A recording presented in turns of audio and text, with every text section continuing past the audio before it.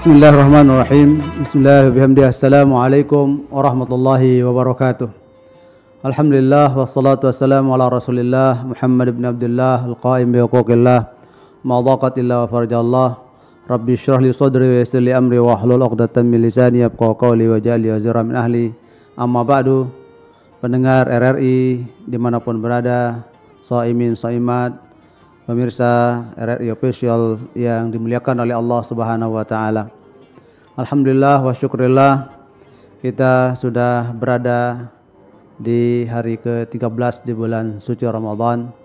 Alhamdulillah, dari awal Ramadan sampai hari ini kita diberikan kesehatan, keafiatan oleh Allah Subhanahu wa taala. Mudah-mudahan terus kita istiqomah menjalankan segala perintah Allah Subhanahu wa taala, berusaha menjauhi segala larangan-larangan Allah Subhanahu wa taala.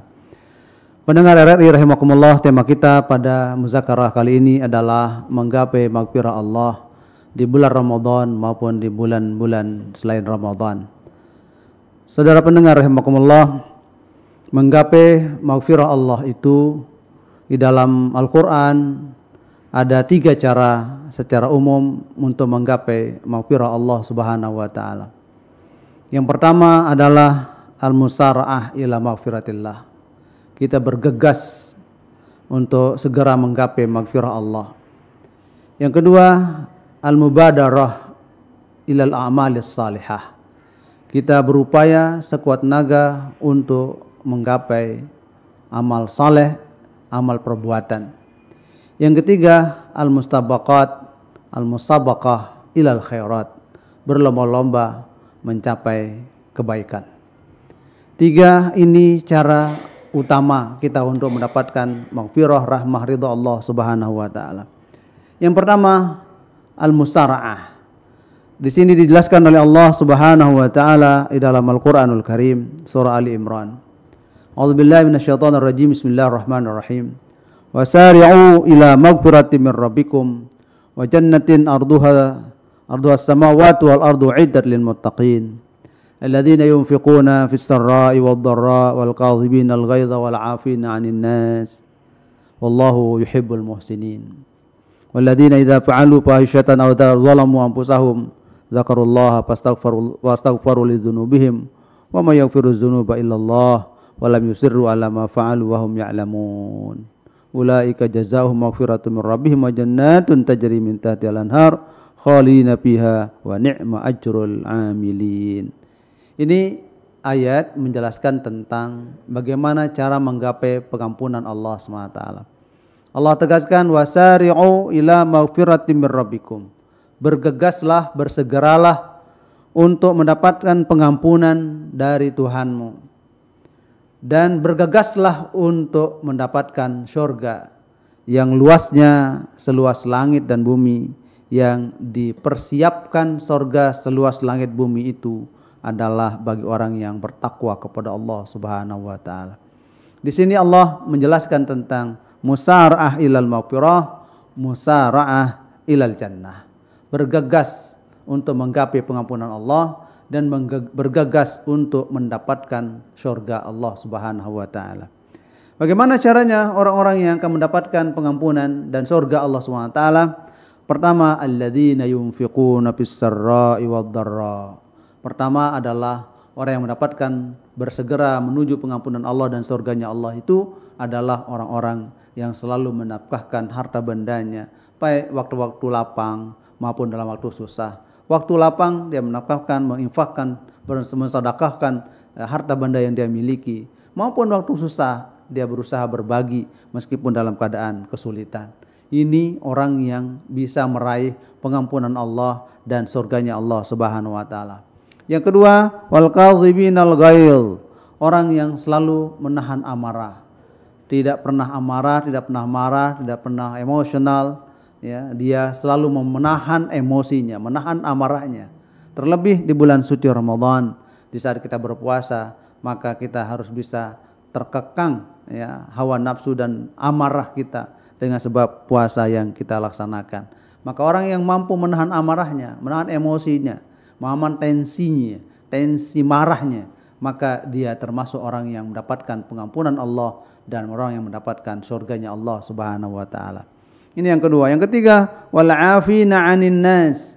Orang yang selalu memberikan maaf kepada orang lain. Orang yang selalu memberikan maaf kepada orang lain, memaafkan kesalahan orang, maka dia orang itu mendapatkan maghfirah Allah dan surganya Allah Subhanahu wa taala. Karena orang yang menafkahkan harta bandanya pada waktu lapang maupun waktu susah, orang yang menahan amarahnya dan mampu memberikan maaf kepada orang lain, itulah orang-orang yang disebut muhsinin, orang yang memiliki kelapangan dada untuk memberikan kebaikan kepada orang lain, yang diberikan gelar oleh Allah SWT, wallahu yuhibbul muhsinin. Orang-orang itu disebut muhsinin oleh Allah Subhanahu wa taala, orang yang selalu berbuat kebaikan. Kemudian orang-orang yang mendapatkan pengampunan Allah Subhanahu wa taala, lebih lanjut ayat ini menjelaskan, walladzina idza fa'alu fahisyatan aw dzalamu anfusahum, dan sekiranya orang-orang itu melakukan dosa, melakukan kesalahan, hal-hal yang keji, atau dia menzalimi dirinya sendiri, zakarullaha, langsung dia ingat kepada Allah. Berarti zakirullah, orang yang ingat kepada Allah, berarti orang itu mendapatkan pengampunan Allah SWT. Orang yang selalu zikir kepada Allah, dia itu orang yang mendapatkan pengampunan Allah SWT. Bukan hanya sekedar zikir, fastaghfaru lizunubihim, mereka orang yang melakukan istighfar, minta ampun, minta maaf, minta segala-galanya pengampunan dosa dari Allah SWT atas dosa-dosa mereka. Maka itulah orang-orang yang mendapatkan pengampunan dari Allah Subhanahu wa taala di bulan suci Ramadan maupun di luar bulan suci Ramadan. Kemudian yang berikutnya adalah al-mubadarah, bersegera, badiru bil a'malis salihah. Itu hadis Rasulullah SAW. Jika ada kesempatan untuk melakukan kebaikan, laksanakan dengan segera. Bulan Ramadan adalah bulan kebaikan, bulan Ramadan adalah bulan kemuliaan, bulan Ramadan adalah bulan amal saleh. Maka kita segera untuk mengisi bulan Ramadan itu dengan kebaikan-kebaikan. Itu ciri orang yang akan mendapatkan pengampunan Allah, orang yang mendapatkan surganya Allah SWT. Al-mubadir, orang yang bersegera ilal a'malis salihah, terhadap amal-amal perbuatan kebaikan. Kemudian yang ketiga adalah al-musabiq lil khairat, fastabiqul khairat. Hendaklah kalian berlomba-lomba menuju kebaikan. Marilah kita berlomba-lomba menuju kebaikan, kebaikan dunia, kebaikan akhirat. Itu adalah penanda orang itu mendapatkan pengampunan Allah SWT. Kesimpulannya bahwa orang yang mendapatkan pengampunan Allah di bulan Ramadan maupun di luar bulan Ramadan adalah orang yang selalu al-munfiq, yang memberikan nafkah harta bandanya di jalan Allah SWT. Kemudian orang yang kadhiminal ghaidh, orang yang bisa menahan amarahnya. Kemudian orang yang afin anin nas, orang yang memaafkan orang lain, kesalahan orang lain. Zakirillah, orang yang selalu ingat kepada Allah. Kemudian mustaghfirillah, orang yang istighfar kepada Allah SWT. Di samping dia adalah orang yang musari', bersegera dalam melakukan kebaikan amal saleh. Kemudian mubadir, ada orang yang bersegera mencapai kebaikan, dan dia selalu berusaha berlomba-lomba dalam meniti kebaikan. Itulah cara kita yang terbaik untuk mengisi bulan Ramadan agar kita mendapatkan maghfirah, pengampunan dari Allah Subhanahu wa taala. Amin. Allahumma amin. Wallahu a'lam bishawab. Ya, pendengar, demikian uraian topik muzakarah untuk hari ini dengan topik menggapai maghfirah Allah di bulan Ramadan. Telah kita simak bersama tadi, ketika ingin mendapatkan maghfirah Allah, maka kita harus bergegas, kemudian berupaya dan berlomba-lomba untuk melakukan kebaikan. Semoga kita tergolong ya menjadi hamba Allah yang muhsinin, yang bisa menafkahkan harta bendanya, bisa menahan amarah, dan bisa memberi maaf. Dan pendengar, untuk Anda yang ingin bergabung bersama kami di Muzakarah Ramadan hari ini, silakan di 081802056.000 atau di 646521. Kami nantikan Anda. Bisa juga Anda komen di YouTube di RRI Mataram Official. Bapak Tuan Guru, kita sapa dulu beberapa penelpon yang ingin bergabung. Baik. Ada penelpon yang sudah masuk sepertinya. Halo, assalamualaikum, Muzakarah Ramadan. Waalaikumsalam warahmatullahi wabarakatuh. Masya Allah, dengan Ica sepertinya. Andi? Alhamdulillah sehat. Sehat Ica ya? Ya, alhamdulillah. Silakan. Pak Tuan Guru juga sehat? Alhamdulillah, syukurillah. Ya, boleh berkata sesaat ya? Silakan Ica, langsung pertanyaannya. Iya. Berembe hukum dengan nina sabakti na ina ndang tahun bakti. Lamun oleh mentoa ande napa bakti supaya ande na terawih sirungungina doang. Ya lamun mentoa ande sin kesian sin cuekan malahan. Apakah dosa apa ande? Iya. Matur pantia. Assalamualaikum warahmatullahi wabarakatuh. Waalaikumsalam warahmatullahi wabarakatuh. Ica yang ada di seputaran Batu Muli. Untuk Anda pendengar, saudaraku kaum muslimin muslimat yang ingin bergabung kembali di Muzakarah, silakan di 08180 dan 056000. Saya coba sapa kembali. Halo, Assalamualaikum Muzakarah Ramadan. Waalaikumsalam warahmatullahi wabarakatuh. Dengan siapa dan di mana? Dari Yahya, Lombok Timur. Yahya, Lombok Timur. Silahkan Yahya. Ini mau bertanya di luar tema Pak Tamburu. Ini kita perhatikan salah satu budaya di masyarakat kita apabila mereka bangun rumah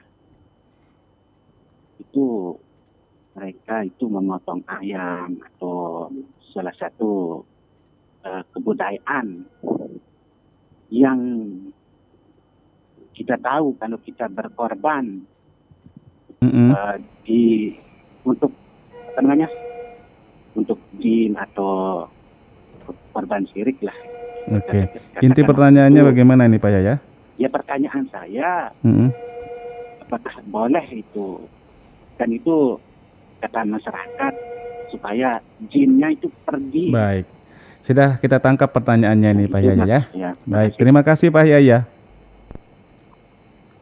Iya, Pak Yahya di Lombok Timur. Mungkin kita langsung mendengarkan ya pemaparan Bapak Tuan Guru. Dua penanya dulu. Ada Mbak Ica. Bagaimana hukum perempuan nih Pak Tuan Guru? Perempuan yang hanya berbakti sama ibunya tapi mertuanya diabaikan, mungkin seperti itu bahasanya. Silakan Bapak Tuan Guru. Ya, terima kasih dua penanya Mbak Ica sama Pak Yahya. Hukum menelantarkan mertua, itulah bahasa sederhananya. Sementara dia berbakti kepada ibu kandungnya saja. Di dalam hadis Rasulullah SAW menjelaskan bahwa aba'ukum thalatha. Ibu bapakmu ada tiga. Ibu bapak kita ada tiga tempat kita wajib berbakti. Pertama, ya, mau waladatka, orang tua yang melahirkan ibu kandung kita. Kemudian yang kedua, man zawwajaka ibnatahu, man zawwajta ibnatahu, orang yang menikahkan ya mu dengan anaknya, yaitu mertua. Waman allamaka, dan yang ketiga, ibu bapakmu adalah orang yang mengajarkanmu kebaikan, guru. Hadis ini menjelaskan bahwa kita wajib berbakti kepada ketiga orang tua kita ini. Ibu bapak kandung, ibu bapak mertua, dan ibu bapak guru. Artinya bahwa apabila berbakti kepada ketiga-tiganya, maka itulah orang yang disebut dengan birrul walidain, al-barru liwalidain, orang yang berbakti kepada ibu bapaknya. Maka kita tidak boleh berbakti hanya kepada ibu kandung, kita wajib juga berbakti kepada ibu mertua. Statusnya sama kewajiban kita untuk berbakti. Berbakti kepada ibu kandung wajib hukumnya, berbakti kepada ibu mertua hukumnya wajib juga. Kenapa? Karena sesuai dengan hadis Rasulullah tadi bahwa ibu bapak kita itu ada tiga, yaitu ibu bapak kandung kita, ibu bapak mertua, dan ibu bapak guru. Jadi berdosa dia mengabaikan ibu mertuanya.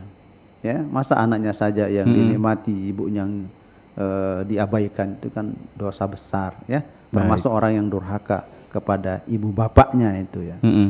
Ini dari Ica. Kemudian Yahya di Lombok Timur. Yahya Timur tentang memotong ayam. Nah, ini sering terjadi ya di membangun tengah rumah. masyarakat. Ini innamal a'malu binniyat. Kembalikan kepada nawaitu, orang yang menyembelih. Sengaja menyembelih misalnya biar ada jadi apa? Jadi lauk. Jadi kanduk gitu. Tukar. Nah itu. Jadi boleh saja. Tergantung niat lah ya. Yang tidak boleh itu menyembelih, mengeluarkan darah binatang. Tujuannya untuk ya sesajen, diberikan kepada jin atau iblis atau apa yang di tempat itu yang tidak boleh. Tapi kalau menyembelih dengan niat tasyakuran, niat untuk mendapatkan keselamatan, dan nanti dagingnya itu dimakan bersama, itu dibolehkan. Masya Allah. Gitu cara meniatkannya. Ya. Perbaiki niat. Perbaiki niat. Jangan ada niat yang macam-macam. Baik. Banyak sekali yang ingin bergabung kembali Bapak Tuan Guru. Saya baca dulu di kolom komentar ini pertanyaan menarik, dan ini pertanyaan yang sering juga masuk. Ada Ahmad Firdaus. Assalamualaikum Bapak Tuan Guru, saya Ahmad Firdaus dari Glogor. Izin bertanya, bagaimana cara mengqadha sholat yang terlewat dan sudah lama tertinggal, namun lupa sudah berapa banyak sholat yang ditinggalkan. Baik, itu dari Ahmad Firdaus. Kemudian dari 6466521 saya coba untuk menyapa. Halo, assalamualaikum, muzakarah Ramadan. Waalaikumsalam, muzakarah Ramadan dan Andi. Iya, silakan Ila di Lombok Utara ya. Assalamualaikum Bapak Tuan Guru. Waalaikumsalam warahmatullahi wabarakatuh. Sehat ya Bapak Tuan Guru ya. Alhamdulillah. Saya mau bertanya, banyak yang bilang kalau kita lupa, kalau kita lagi puasa terus kita makan banyak, katanya nggak batal gitu. Apa benar seperti itu? Terus yang kedua, apakah kalau kita berdoa dalam hati, apakah doa-doa kita juga dikabulkan oleh Allah? Itu aja sih pertanyaan. Terima kasih Bapak Tuan Guru. Terima kasih juga Ila ya. Waalaikumsalam warahmatullahi wabarakatuh. Saya langsung ke 081802056.000 yang ingin bergabung silakan. Tadi ada Ila, sekarang halo, assalamualaikum, muzakarah Ramadan. Muzakarah Ramadan. Assalamualaikum warahmatullahi wabarakatuh. Waalaikumsalam warahmatullahi wabarakatuh. Dengan siapa ini? Dengan Pak Nursah. Pak Nursah, Lombok Tengah. Silakan Pak Nursah. Ya, saya mau tanyakan ini masalah dengar ceramah dari radio. Terutama sekali kepingin sekali untuk mendengar secara langsung di Islamic Center. Tapi saya jauh itu mendengarnya dari rumah. Gimana ini Pak Tuan Guru, ada faedah atau berpahala seperti orang yang cuman kita tidak duduk seperti yang di Islamic Center. Baik. Itu aja Pak Nursah. Ya, terima kasih. Assalamualaikum warahmatullahi wabarakatuh. Waalaikumsalam warahmatullahi wabarakatuh. 3 penanya Bapak Tuan Guru dari YouTube ya. Komentar tadi dari Ahmad Firdaus mengenai sholat yang diqadha. Tapi lupa nih, jumlah sholat yang diqadha ini sudah banyak sekali. Bagaimana caranya? Ya, pertama perbanyak istighfar kepada Allah Subhanahu wa taala. Istighfar atas kelalaian, kealpaan, atas kesengajaan tidak melaksanakan kewajiban kepada Allah Subhanahu wa taala. Al-iksar bil istighfar, perbanyak istighfar. Dan yang kedua, qadhalah semampunya, seberapapun, karena sudah banyak ya. Bila tiap hari qadha saja semampunya, ya. Setelah itu tawakal kepada Allah Subhanahu wa taala. Serahkan kepada Allah Subhanahu wa taala bahwa Anda sudah taubat, sudah istighfar, sudah ada penyesalan, bahwa Anda menyesal atas kelengahan, kelalaian, kealpaan, kemalasan, tidak melaksanakan sholat pada waktu-waktu tertentu itu, ya silakan istighfar kepada Allah SWT. Terus melakukan qadha setiap hari, setiap waktu, ya sesuai dengan batas yang diniat, batas yang diingat, ya karena mungkin terlalu banyak. Setelah itu Anda istighfar kepada Allah SWT. Kata kuncinya adalah di saat kita sudah menyesal, sudah bertaubat, minta ampun kepada Allah SWT, itu urusan kita dengan Allah SWT. Hablum minallah, kita dengan Allah SWT. Urusan sholat itu adalah urusan kita dengan Allah SWT. Yang penting kita sudah menyesal dan bertaubat kepada Allah SWT. Sambil kita ikhtiar maksimal untuk mengqadha sholat yang tidak pernah dilaksanakan. Ada upaya gitu ya? Ada upaya. Allah menghormati, menghargai upaya untuk melakukan pertaubatan kepada Allah Subhanahu wa taala. Itu ya Ahmad Firdaus. Jangan pesimis, selalu optimis dengan rahmat Allah SWT. Kira-kira apakah mungkin saya dapat surga apa tidak? Saya banyak dosa, saya banyak meninggalkan sholat. Optimis kepada Allah Subhanahu wa taala. Ya, itu la taqnatu min rahmatillah. Dengan pernah Anda optimis dengan pesimis dengan rahmat Allah. Rahmat Allah itu lebih luas dari sekedar Anda mengqadha atau dosa-dosa Anda. Itu cara membangkitkan semangat kita kepada Allah Subhanahu wa taala.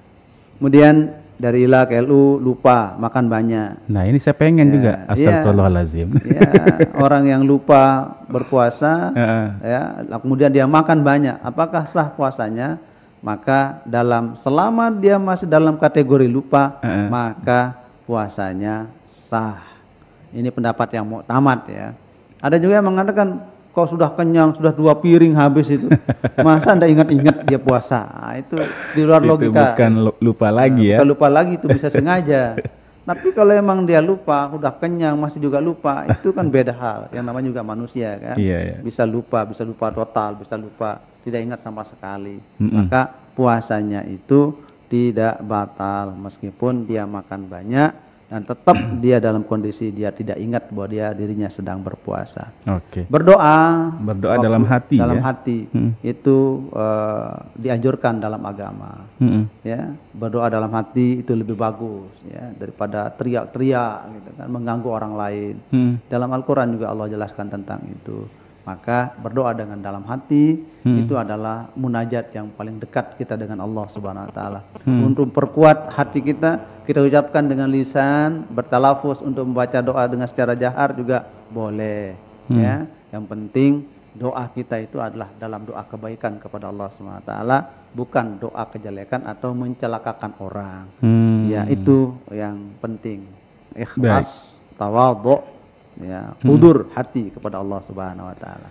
Nursah di Lombok Tengah, Pak Nursah, apakah kita dapat fadilahnya kalau mendengarkan ceramah di radio? Mendengarkan kebaikan dari manapun adalah pahala. Mau lewat radio maupun hadir langsung dapat pahala. Bagi Pak Nursah misalnya dalam kondisi kurang sehat, keingin hadir langsung di Islamic Center untuk menghadirkan, untuk bisa hadir, sama pahalanya dengan orang yang hadir. Ya, orang yang berumur 80-70 tahun misalnya tidak mampu melaksanakan sholat sempurna karena uzur, sama pahalanya dengan orang yang sehat. Ya, sama pahalanya dengan orang yang sehat melaksanakan sholat dengan sempurna. Begitulah rahman rahim Allah Subhanahu wa taala kepada hambanya. Itu sebabnya ya, niyatul mar'i khairun min amalihi. Di hadis Rasulullah itu, berniat saja orang itu lebih baik dari dia bisa melaksanakannya, karena jarak jauh tempuh, kemudian kurang sehat, dia berniat untuk hadir, ternyata dia tidak mampu melakukannya, maka dia mendapatkan pahala dari Allah Subhanahu wa taala. Mendengarkan nasihat-nasihat, informasi-informasi kebaikan, pengajian-pengajian di radio, RRI, dapat pahala. Kenapa? Karena orang yang mendapatkan pahala itu adalah orang yang mendengarkan kebaikan, kemudian fayattabi'una ahsanah. Walladzina yastami'una al-qaula fayattabi'una ahsanah. Orang yang mendengarkan nasihat-nasihat agama, mendengarkan Al-Qur'an, mendengarkan membaca hadis, mendengarkan ulama, mendengarkan pengajian-pengajian, kemudian dia bisa mengambil kebaikan dari pengajian itu, dia mendapatkan pahala yang besar di sisi Allah. Apalagi di bulan suci Ramadan, Allah lipat gandakan ribuan kali lipat ganda di luar bulan suci Ramadan. Baik, wallahu alam. Dan sudah kita dengarkan pendengar pemaparan dari pertanyaan-pertanyaan yang sudah disampaikan. Silakan untuk Anda yang ingin bergabung kembali, kami kembali menyapa Anda di 081802056000. Halo, assalamualaikum, Muzakarah Ramadan. Halo, selamat sore, assalamualaikum warahmatullahi wabarakatuh. Waalaikumsalam warahmatullahi wabarakatuh. Dengan siapa? Dengan Ambara, Mas Andi Suwandi. Ambara di Lombok Utara ya? Iya, di Lombok Utara. Silahkan Ambara. Ya, mau bertanya ini gimana nih kalau kita berniat, umpamanya sudah kita makan sahur atau subuh, umpamanya kan kita tidak ingat lah, kita lupa gitu, kita lupa niat, terus kita makan sahur dulu, terus kita sholat subuh, nah belakangannya kita niat puasa, gimana hukumnya itu? Mohon penjelasannya Bapak Tuan Guru. Assalamualaikum. Waalaikumsalam warahmatullahi wabarakatuh. Ambara, saya coba mengintip beberapa komentar di YouTube. Assalamualaikum Bapak Tuan Guru, saya Ahmad Tohri di Langko. Izin bertanya Pak Prof, bolehkah seseorang berpuasa tapi suka bakhil terhadap keluarganya, suka memakan keringat keluarganya? Mohon pencerahan. Baik, dari Ahmad Tohri. Mungkin satu lagi Bapak Tuan Guru di komentar YouTube. Ini menarik. Ada Kroim Ahmad. Assalamualaikum Bapak Tuan Guru, izin yang bertanya bagaimana hukum sholat tarawih yang rakaatnya kelebihan atau bahkan bisa 1 rakaat langsung salam. Ini kejadian di kampung saya, mohon pencerahannya. Baik, satu penelpon lagi Bapak Tuan Guru boleh ya? Ya. Baik, saya sapa penelpon berikutnya. Halo, Assalamualaikum, Muzakarah Ramadan. Assalamualaikum warahmatullahi wabarakatuh. Dengan siapa di mana? Ini dengan Pak Junaidi di Sukaraja, Praia Timur. Pak Junaidi di Sukaraja, Praia Timur, silakan. Ya. Assalamualaikum warahmatullahi wabarakatuh, Guru. Waalaikumsalam warahmatullahi wabarakatuh. Hari ini terkait masalah pembagian puasa. Guru. Ada puasa awal, puasa awas, kemudian puasa awas terhawas. Mohon kami dijelaskan kembali Pak Tuan Guru, apa maksud dari pembagian tersebut. Kemudian penekanannya nanti pada awas terhawas itu Pak Tuan Guru yang sulit kami bedakan. Terima kasih Pak Tuan Guru atas penjelasannya. Assalamualaikum warahmatullahi wabarakatuh. Waalaikumsalam warahmatullahi wabarakatuh. Sudah kita simpan 4 penanya dulu dari Ambara pertama di Lombok Utara. Silakan ya, Bapak Tuan Guru. Ada 4 pertanyaan. Pertama tentang niat puasa.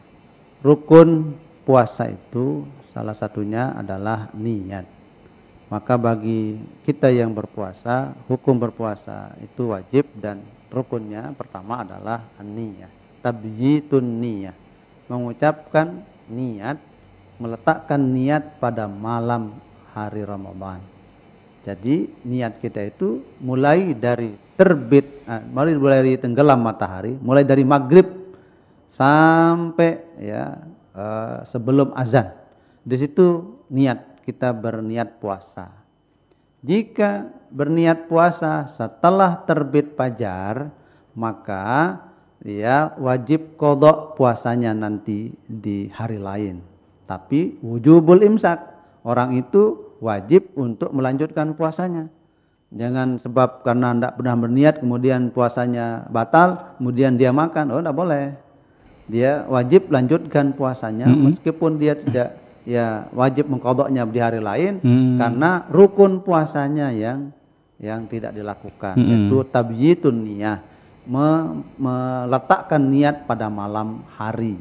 Jadi batas niat terakhir itu adalah saat terahim atau saat sebelum azan. Di situ kita batas berniat. Untuk tapi puasa Ramadan, puasa Ramadan, puasa wajib. Ya. Ya, kalau puasa sunat kan boleh, selama tidak membatalkan puasanya. Boleh berniat nanti setelah jam 12 siang kalau puasa sunat, asalkan dari terbit fajar sampai jam 12 siang itu tidak ada hal yang membatalkan puasanya, tidak pernah makan, tidak pernah minum dan seterusnya. Nah, itu boleh kalau puasa sunat. Tapi kalau puasa wajib, puasa Ramadan, maka wajib berniat. Tapi jika sudah makan sahur, apa niatnya makan sahur? Pasti niatnya adalah untuk berpuasa, maka itu juga masuk dalam niat. Nah, antisipasi jika tidak ya berniat secara langsung, tapi begitu udah niat makan sahur, apa niat makan sahur? Niatnya untuk berpuasa esok hari. Itu sudah masuk dalam kategori niat. Ya, supaya tidak ribet-ribet dalam urusan niat meniat ini gitu kan. Nah, Islam dia itu makan sahur aja sudah makan niat. Sahur sudah niat. Iya, nah, betul. itu otomatis dia sudah berniat untuk puasa esok hari. Gak mungkin dia makan sahur dengan niat untuk hanya kenyang-kenyang, gak mungkin kan. Maka niat makan sahur tujuannya adalah untuk berpuasa. Itu sudah niat di situ. Ada Ahmad Tohri. Ahmad Tohri, ya puasa tapi bakhil, berarti puasanya belum berpengaruh terhadap karakternya. Karakter bakhil itu memang ya karakter manusiawi. Nah, maka dengan sebab puasa dia bisa ya berbagi ilmu, berbagi pengetahuan, berbagi harta benda, berbagi tenaga. Itu fungsi puasa adalah untuk ada kepedulian sosial. Maka jika masih bakhil terhadap keluarganya, itu perlu dipertanyakan. Ya, yang penting puasanya tetap sah ya secara syariat, puasanya tetap sah. Masalah persoalan bakhil itu adalah persoalan kebiasaan atau karakter dan bisa dirubah. Ya, bisa dirubah dengan tetap berkomunikasi dengan baik, ya, bisa memberikan pemahaman pembelajaran yang baik, ya, kenapa melihat keluarga kiri kanan, keluarga detolan masih membutuhkan bantuan, masa dia tega tidak memberikan bantuan kepada keluarganya. Nah, ini perlu ditanyakan psikologisnya kalau bakhil kepada keluarga. Secara syariat puasanya sah. Syariat puasanya sah.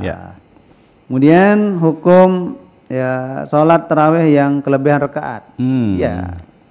Dalam syariat sudah dijelaskan jumlah, batasan, nominal, ibadah. Tidak bisa kita tambah, tidak bisa kita kurangi. Sholat tarawih itu dalam praktek Rasulullah 8, kemudian dilanjutkan oleh para sahabat menjadi 20, yaitu 2 rakaat. Ada yang sampai 11 rakaat dengan witirnya, ada yang 23 rakaat dengan witirnya. Itu ketentuannya. Jika lebih dari itu, maka jelas tidak sah. Kenapa? Karena menambah rakaat. Menambah rakaat itu hukumnya tidak boleh. Misalnya sholat tarawih yang 2 rakaat menjadi 3 rakaat. Nah, itu sudah memfiwali syariat agama. Jadi tidak boleh. Maka hukum sholat tarawihnya tidak sah. Kenapa? Karena sudah menambah rakaat. Tapi jika lupa, sujud sahwi lah. Ada makmum di belakang yang menegur dan seterusnya. Betul. Gitu ya. Itu cara beragama itu beragama dengan penuh dengan ketenangan, tidak dengan ketergesa-gesaan atau tidak dengan keterpaksaan atau tidak dalam pemberatan. La yukallifullahu nafsan illa wus'aha. Baik, dari Bapak Junaidi di perayaan tentang pembagian puasa. Pembagian puasa ini sering dijelaskan. Iya, sering sekali juga. Setiap Ramadan pasti dibahas ini. Puasa awam adalah puasa hanya sekedar tidak makan, tidak minum, tidak berhubungan badan dengan suami istri di siang hari Ramadan. Itu namanya awam. Ndek ngenem, ndek mangan, sekedar belet-belet elor. Pokoknya tidak makan, tidak minum, tidak bersenggama di siang hari Ramadan dan tidak melakukan hal yang membatalkan puasanya. Itu namanya puasa awam. Puasa awam ya. Nah, kalau puasa khawas bukan hanya mulutnya yang berpuasa, tapi matanya berpuasa. Anggota tubuhnya berpuasa, tidak memfitnah orang. Mulutnya berpuasa, tidak melakukan hal dusta, tidak mengganggu, menggunjing orang. Itu namanya puasanya orang khawas. Kalau puasanya orang khawasul khawas, seluruh anggota tubuhnya puasa. Termasuk hatinya puasa. Masya Allah. Hatinya puasa. Artinya hati puasa itu tidak ada yang diingat selain dari Allah Subhanahu wa ta'ala. Kalau dia ingat selain dari Allah ta'ala, maka dia hukumkan dirinya batal puasanya. Nah, itu kalau orang khawasul khawas, yang ada hanya dalam hati pikirannya itu hanyalah Allah Subhanahu wa ta'ala. Tidak ada unsur duniawi dalam hatinya. Tidak pernah ada iri dengki dalam hatinya. Itu puasa orang yang disebut dengan khawasul khawas. Itu makanya ini berat bagi kita yang nomor 3 ini. Ini hanya bisa dilakukan oleh para nabi, para rasul, para anbiya. Itu ya kita ya paling pada posisi yang pertama ya khawasul khawas.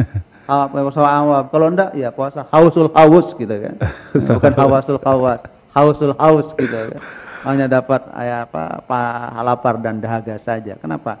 Karena mulut tidak dijaga, hidung tidak dijaga, mata tidak dijaga, ya kemaluan tidak dijaga, ragawinya tidak dijaga, semuanya berdosa kepada Allah SWT meskipun dalam puasa. Itu namanya puasa orang yang awam, hanya menjalankan ya teks-teks syariah saja.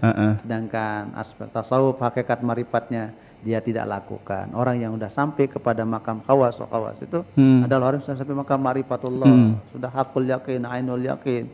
Wah, itu sudah masuk dia dalam posisi itu. Baik. Ya, itu pembedanya. Oke. Wallahu alam. Kalau kita merasa puasa kita hanya puasa awam dan hanya menahan lapar dan haus, bolehkah setelah puasa nanti kita mengqada beberapa puasa yang merasa kita diri ini kemarin pernah menggibah nih di hari ini begitu? Ya, puasanya sah, puasanya sah, tidak boleh mengqada. Oh, tidak usah dikada ya? Lebih baik puasa sunat aja. Puasa gitu sunnah. kan. Nah, puasanya sah, tapi pahalanya batal puasanya secara syariat. Betul, benar. Kenapa? Karena tidak melakukan hal yang membatalkan seperti makan minum, menjima siang hari. Itu tidak dilakukan atau tidak memasukkan sesuatu ke rongga terbuka. Rongga terbuka itu misalnya dia masukkan sengaja, batal. Masukkan sesuatu ke mulutnya, ini rongga terbuka. Masukkan sesuatu ke telinganya, rongga terbuka. Masukkan sesuatu ke kubul, ya, alat kemaluan depan, dubur, ya, anus. Masukkan sesuatu ke situ dengan sengaja, apa saja, mau kayu kayak mau batu dimasukkan ke anusnya, itu batal puasanya kalau dilakukan dengan sengaja. Nah, kemudian atau ditusuk, menyuruh orang, ayo tusuk perut saya, kemudian masuk sesuatu ke perutnya dengan sengaja, batal puasanya karena perut ini termasuk rongga terbuka tapi tertutup. Kenapa? Ya, rongga terbuka tertutup, dia terbuka di dalamnya tapi kita tutup dengan kulit. Sama dengan kepala, kalau dibelah terbuka. Kalau menyuruh orang, ayo belah kepala saya, kemudian terbelah, batal puasanya. Kenapa? Karena sengaja memasukkan sesuatu ke dalam rongga yang terbuka. Gitu. Membelah perut dan membelah kepala. Itu termasuk batal puasanya. Batal ya. Sekaligus dia sudah assalamualaikum itu. Iya, sudah dead dah itu. Baik pendengar, untuk Anda yang ingin bergabung kembali silakan di Muzakarah Ramadan di hari ke-13 kami masih menemani Anda. Halo, assalamualaikum Muzakarah Ramadan. Waalaikumsalam warahmatullahi wabarakatuh. Iya, dengan Bapak siapa? Dengan Ahmad Kurdi di Menenang, Lombok Tengah. Ahmad Kurdi, silakan langsung. Ya, masalah raweh. Boleh ganti imam. Dulu kan imamnya sholat isya, terus diganti dengan imam yang lain untuk sholat raweh. Gimana ini Tuan Guru? Terima kasih. Baik. Assalamualaikum warahmatullahi wabarakatuh. Waalaikumsalam warahmatullahi wabarakatuh. Bapak Kurdi di Lombok Tengah. Saya ke komentar di YouTube. Ada Nizam Mahzi. Assalamualaikum Bapak Tuan Guru, dari Mas Nan di Sumbawa. Pertanyaannya, malam qadar itu dimulai sejak masuk waktu maghrib atau habis sholat isya? Mohon pencerahannya.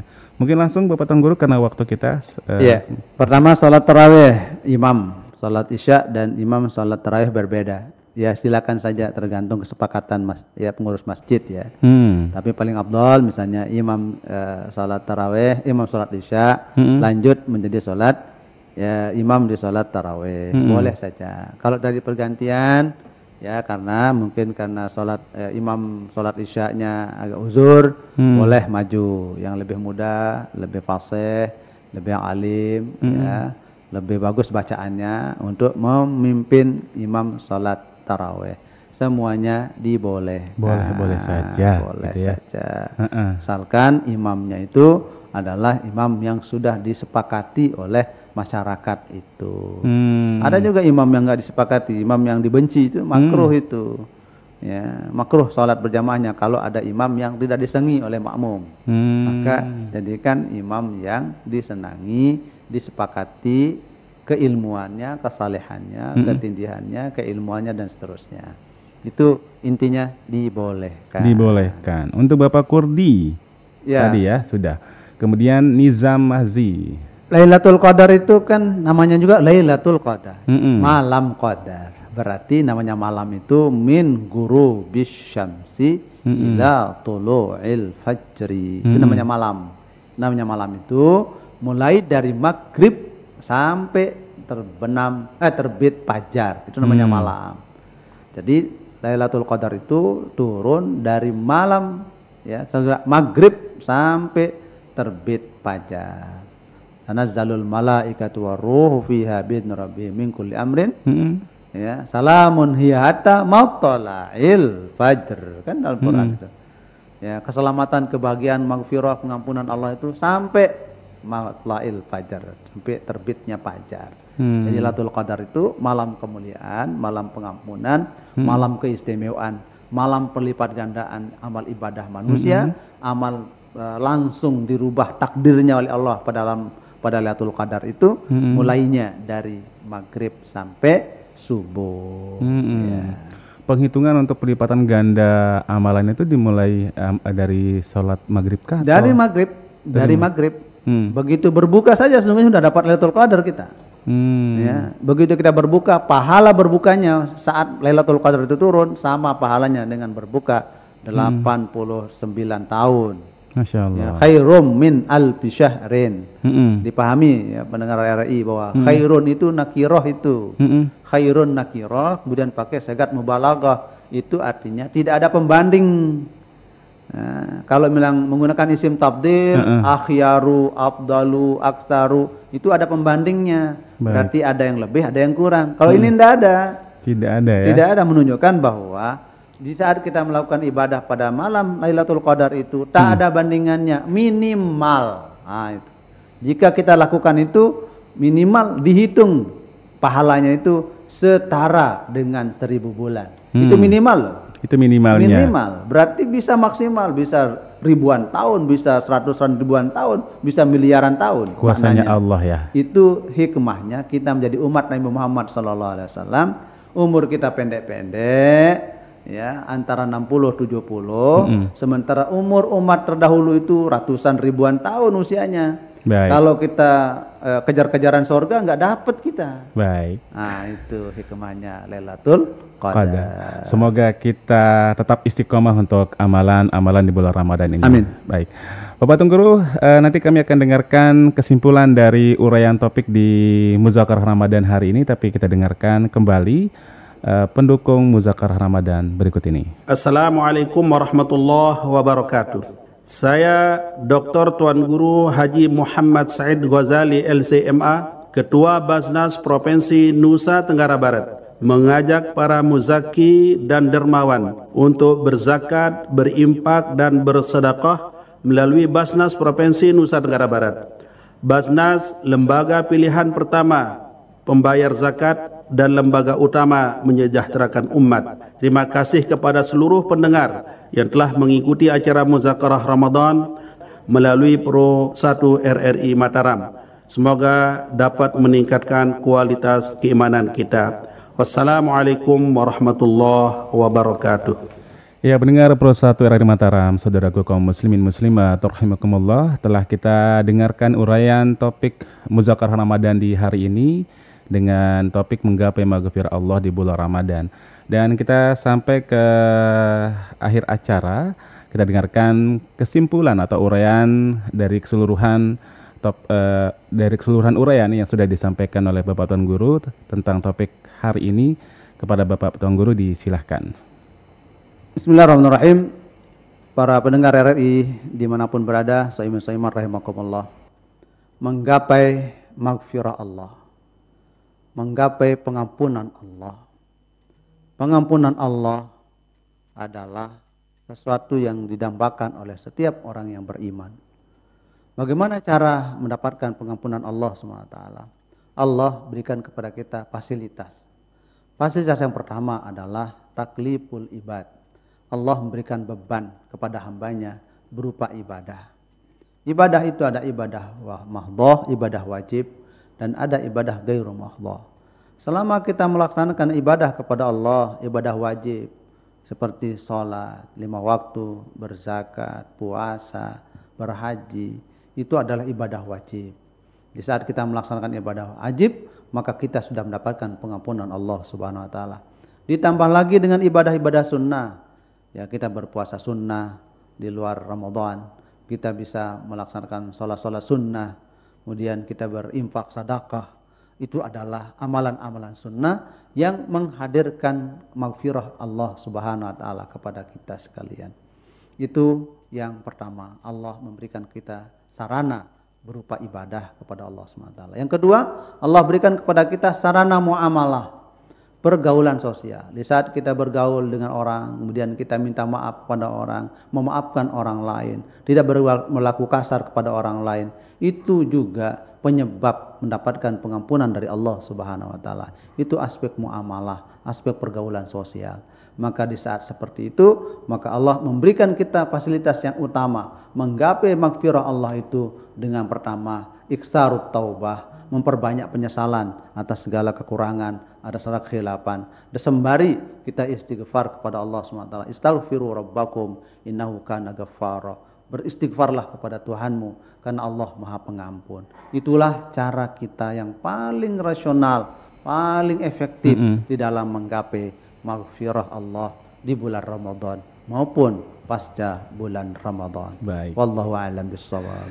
Masya Allah, sudah kita dengarkan pendengar uraian dan kesimpulan dari Muzakarah Ramadan hari ini tentang menggapai maghfirah Allah di bulan Ramadan. Terima kasih Bapak Tuan Guru ya, sama-sama. Sudah memberikan waktunya untuk hari ini. Dan insya Allah besok masih bersama Bapak Tuan Guru? Sudah. Ternyata hari ini terakhir untuk Bapak Profesor Dr. Tuan Guru Haji Farul Rozi Dahlan QHMH. Terima kasih Bapak Tuan Guru sekali lagi. Sama-sama. Selamat menjalankan ibadah puasa dan menanti berbuka puasa. Demikian pendengar, kami temani Anda dalam Muzakarah Ramadan di kesempatan hari ini, hari ke-13 Ramadan 1445 Hijriah. Dan kami akan terus hadirkan Muzakarah Ramadan sepanjang bulan Ramadan, besok dengan topik yang berbeda. Selanjutnya pendengar, kami nanti akan temani Anda melanjutkan nuansa Ramadan untuk menemani Anda menanti beduk maghrib di hari ini. Tetaplah bersama kami di Pro 1 RRI Mataram, kanal informasi dan inspirasi.